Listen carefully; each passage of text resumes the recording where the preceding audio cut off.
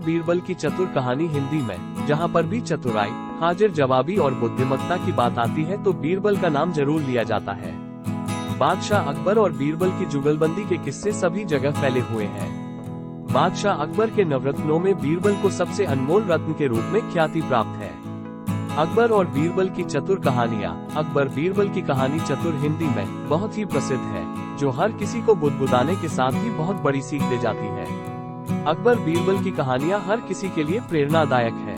बादशाह अकबर के दरबार में कई बार ऐसे पेचीदा मामलों को बीरबल ने अपनी बुद्धिमत्ता और चतुराई के कारण बहुत ही आसानी से सुलझाया। इनके साथ ही बीरबल ने बादशाह अकबर के द्वारा दी गई सभी चुनौतियों को सम्मान के साथ स्वीकार करके उनका हल भी आसानी से किया है।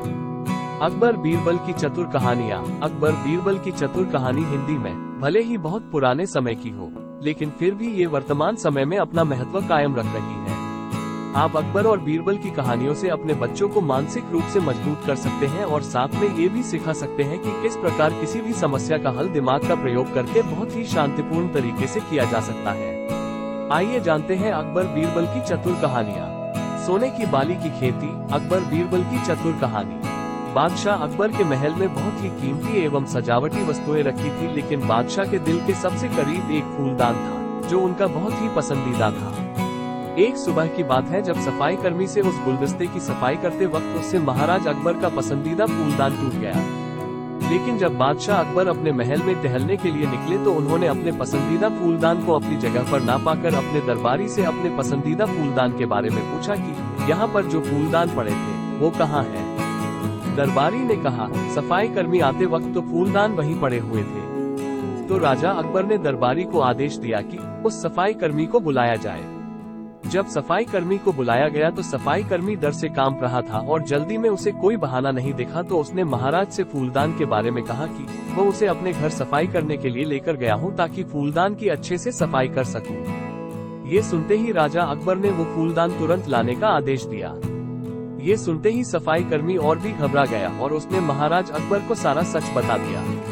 महाराज अकबर उसके झूठ बोलने के कारण उससे बहुत ही क्रोधित हुए और क्रोध में उसने सफाई कर्मी को अपने राज्य से बाहर निकालने का आदेश दिया।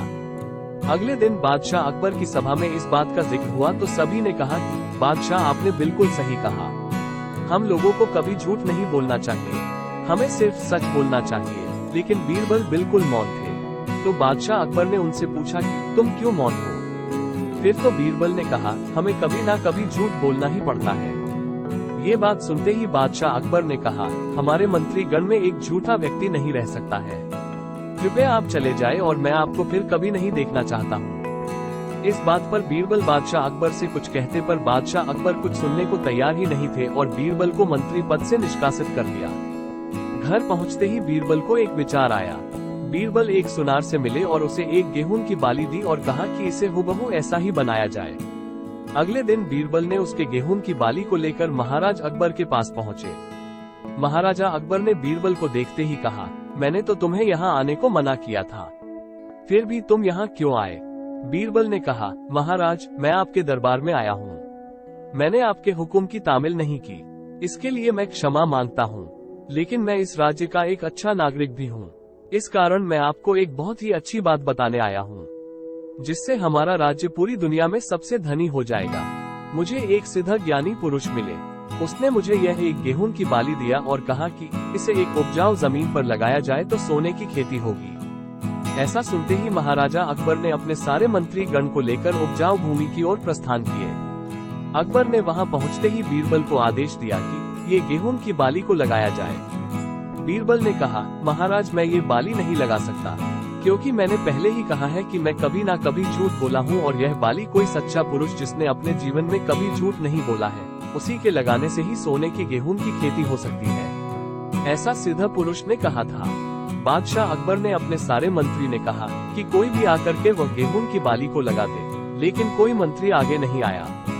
ये देखकर बीरबल ने कहा, महाराज एक आप ही सच्चे इंसान हैं, कृपया आप ही इसे लगाएं। तो फिर बादशाह अकबर ने कहा, मैंने भी कभी ना कभी झूठ बोले ही है, इसलिए मैं गेहूं की बाली नहीं लगा सकता हूँ। ये सुनकर बीरबल ने सारी सच्चाई बादशाह अकबर को बताई और बादशाह अकबर भी समझ गए कि हम जीवन में कभी ना कभी झूठ बोलते ही हैं। इस कहानी से हमें क्या सीख मिलती है? हमेशा कोई भी बड़ा निर्णय लेने से पहले सोच विचार कर लेना चाहिए। साथ ही किसी के छोटे से झूठ के लिए उसको दोषी नहीं समझना चाहिए और किसी की छोटी सी भूल के लिए बड़ा दंड देना एक अच्छे व्यक्ति के विचार नहीं है।